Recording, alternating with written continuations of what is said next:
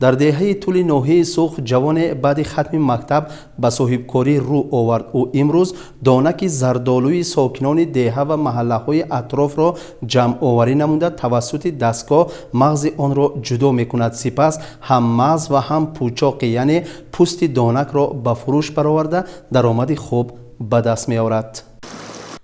صبح فرخنده در دیار همیشه بهار سو خیلی بر وقت دمیده مردمی زحمت پیشه آن با روحیه بلند به آغوش مهنت سازشکارانه وارد می‌گردند.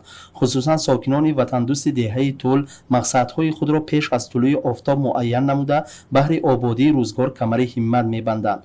قسمی از ساکنان سوی باغ‌های پربرکت دامن کوه‌ها شتافته، گروهی دیگر در ساحل سوخت‌دریا به شالیکاری مشغول می‌شوند.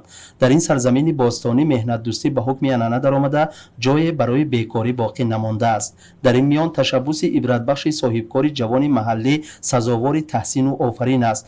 مبسوط پس از ختم مکتب میانه وقت را بیهوده نگذرانده با درک مسئولیت راه صاحبکاری را پیش گرفت. او با استفاده از امکانیت‌های موجوده به کارکرد دانک زردآلو و استحصال محصولات خریدارگیر عزم نمود.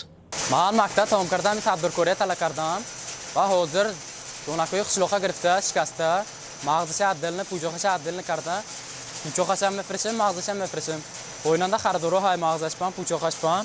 درآمد یک ماه تا 20 میلیون درآمد میکنیم. جریان فعالیت منظم و طبق طلبات معاصر استحصالی جاری کرده شده است. صاحبکار اشیاء خام را از همدهگان جمع آوری نموده به کارکرد اولیه میرساند. برای نگهداری صفت و شکل اصلی مغز دانک‌های اول در آب تر کرده میشوند. سپس با استفاده از دستگاه‌های معاصر صحوی پوچاق آن شکسته شده در مرحله نوبتی مغز تازه از پوچاق علاهیده جدا میگردد.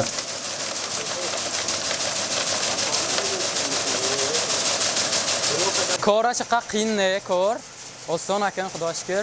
هر روز همین کار که من بند میشم آدما هر روز خودش میبیارد رفته هم میگیریم. ازکن حرکت کسی هم که همین مغز برندشه سوخت برند کرده دیگه دولت اکسپورت کردن با.